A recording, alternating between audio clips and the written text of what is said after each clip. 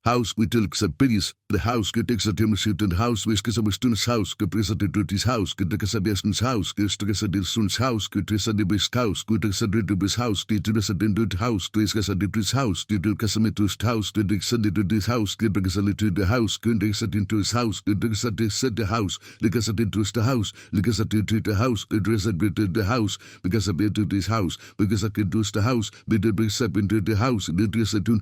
House de casa, dit house de casa, de house de casa, dit house de casa, dit house de casa, dit house de casa, dit house de casa, dit house de casa, dit house de casa, dit house de casa, dit house de casa, dit house de casa, dit house de casa, din house de casa, din house de casa, din house de casa, din house de casa, din house de casa, din house de casa, din house de casa, din house de casa, din house de casa, din house de casa, din house de casa, din house de casa, din house de casa, din house den Gassen in Haus den Gassen in Haus den Gasse in Haus den Gassen in Haus den Gasse in Haus den Gasse in Haus den Gasse in Haus in Casa the house. Casaba house, da Casaba house, Casaba house, da Casaba house, Casaba house, la Casaba house, da Casaba house, da Casaba house, da Casaba house, da Casaba house, Casaba house, da Casaba house, da Casaba house, da Casaba sti house, da Casaba house, da Casaba house, da Casaba house, da Casaba house, da Casaba house, da Casaba house. Kazawa house, the Kazawa house, the Kazawa house, the Kazawa house, the Kazawa house, the Kazawa house, the Kazawa house, the Kazawa house, the Kazawa house, the Kazawa house, the Kazawa house, the Kazawa house, the Kazada,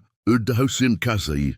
Hosun Kazakshin, the Hosil Kazayin, Hosun Kazaliu, Hosil Kazalin, Hosil Kazaliu, Hosil Kazaliu, Hosil Kazayu, Hosun Kazayun, Tosil Kazalimuti, Hosin Kazayu, Gosil Kazalun, Tosil Kazayu, Tosil Kazalit, Tosin Kazaliu, Tosin Kazayu, Tosin Kazayin, Tosili Kazayu, Tosili Kazalukida, Husili Kazayu, Tosili Kazaliu, Tosili Kazayu, Tosili Kazail, Husili Kazayu, Husili Kazalun, Husili Kazayin, Husili Kazanin, Husilun Kazalin, Husili Kazan, Mundu Husili Kazaliu, Husili Kazayun, Husili Kazayu, Husili Kazayu.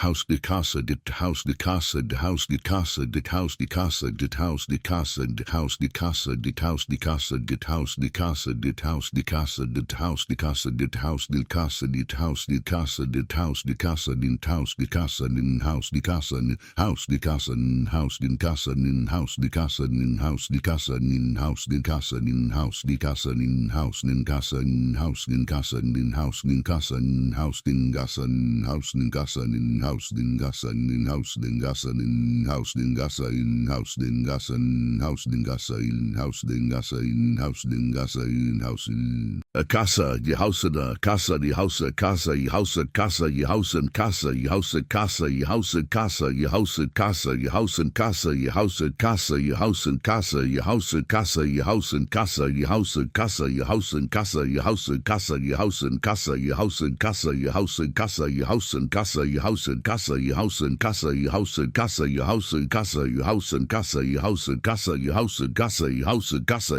casa, your house and casa, your house and casa, your house and casa, your house and casa, your house and casa, your house and casa. In the house, can this get a good in the house? Can this get this to the house? Because I'm in the house, because a good bit house, good because a bit house can sit because easy. House can take as a cute in the house, distance because a bait the house can because to be this house can because a priest until house can because a kid. House we till Xabilis, the house get exatimasuit and house whiskers of Stun's house, Caprisatis house, Casabiaston's house, Casadilsun's house, Casadibis house, Casadibis house, Titrasadindut house, Casadibis house, Titricasamitus house, Titrixadidis house, Titricasalitu the house, Casadintus house, Titricasadis the house, Licasadintus the house, Licasaditu the house, Titricasadit the house, because of this house, because I could do the house, Bidabisab into the house, Titricatun, a drowse, Casa.